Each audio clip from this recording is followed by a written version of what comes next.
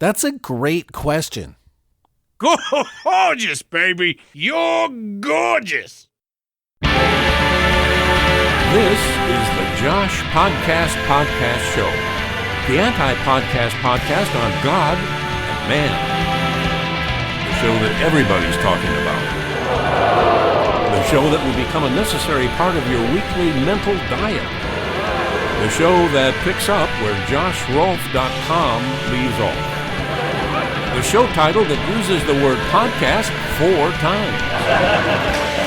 Introducing your host, Josh Rolfe. That's a great question. No, really. Have you ever heard that? Have you ever said that? Have you ever asked that? Have you ever answered that? If so, if you've heard it, said it, asked it, answered it, that's a great question. This episode is definitely for you. Here's the thing about that statement. When you ask a question, don't you always want it to be a great question? Don't you want every question you ask to be great? What if you asked an amazing question? What happens then? What if you ask an amazing question and someone responds, "That's a great question." And you think, "No, that was an amazing question, not a great question." Or what if you asked the best question, the absolute best question ever in the world? Of all the questions ever asked, this was the best one ever. And then the person you asked the question to says, "That's a great question." What if you asked, it's hard to say asked with braces. What if you asked a terrible question? There's no bad question. Have you ever heard that? There's no such thing as a bad question. That's usually how it's said. No one ever says, "There's no bad question." They say, "There's no bad question." It's like you expect it from a wise sage. There's no bad question. So there's no bad question. But is there a terrible question? There might be such a thing as a terrible question. What if I asked a question and someone responded, "That's a great question," and I responded, "No, it's not. That was just an average question." Average questions aren't great. What prompts someone to say, "That's a great question"? There is no great question. A great question would be one that is earth-changing, I think. A question can't do that, though. Can a question change the earth? Or can an answer?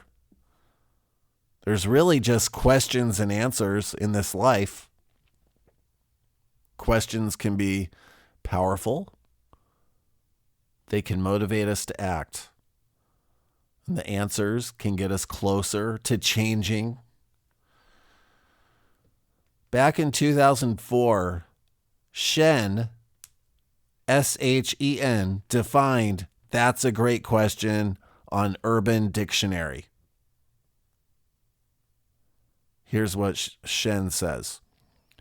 "That's a great question" means a phrase usually indicating that the speaker has absolutely no idea how to answer said question, often used to stall for time. How about Q&A? What's that all about? Q&A, question and answer time. It's usually reserved for the end of a meeting. You've covered all this stuff. Now people get to ask questions. This is the most common time that "that's a great question" is said. And like the Urban Dictionary defines it, it could indicate the speaker has no clue how to answer the question or that they're stalling for time. There is a website, speechworks.com. where they say that when you say, that's a great question, and you're in a Q&A setting, others will feel like you should say the same thing to them. They might feel left out when the answer never says to them, great question. Or what if you reserved it for the end of your remarks? You said, I only have time for one more question. The person asks the question and you say, that's a great question. And all the other people that ask questions before that last questioner feels like they didn't ask a great question. So there's a lot of psychology into this question of what is the meaning of that's a great question. My wife was just doing yoga in here, and I said, I know what to podcast about tonight, because when she first came into the room, I didn't know what to do for the podcast. She said, what? And so I said, that's a great question. And she looked confused, but then she laughed when she found out that I'm going to podcast on when people say, that's a great question. And then she said that she thinks about this a lot, and I had no idea. It's never come up. She said she hears this all the time, so of course I told her she must ask a lot of great questions.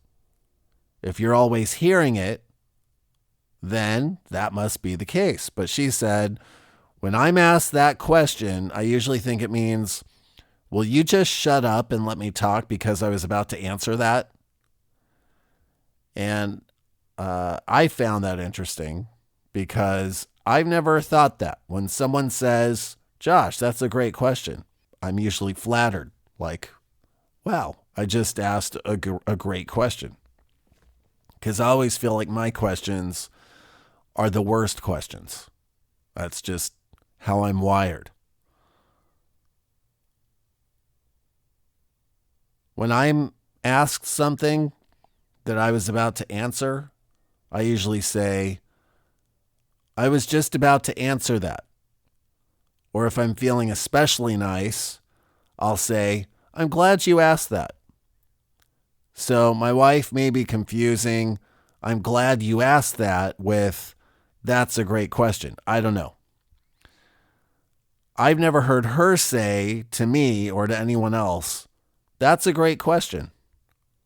Probably because she doesn't like when other people say, that's a great question. Why would you say it if you don't like when others say it? She also said that that's a great question can also mean, wow, you were actually listening to me. When I've said, that's a great question, I think I say it when I'm surprised people were listening to me. People listening to me is the entire reason I have this podcast. No one listens to me in real life. On here, I can talk and no one is interrupting me right now. No one makes a side comment that veers the conversation off the course that I was set on taking. I can ask all the questions I want during the That's a Great Question series. This is going to be a series. I'm determined to make the That's a Great Question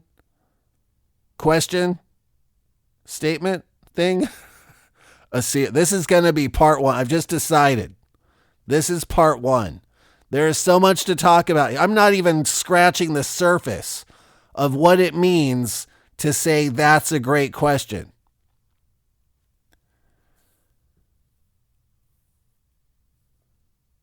So I can ask all these questions that I want during this whole thing. And on the podcast, I can say, that's a great question to myself.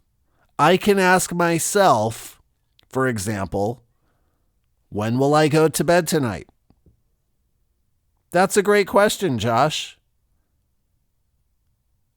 I can even talk to myself on this podcast.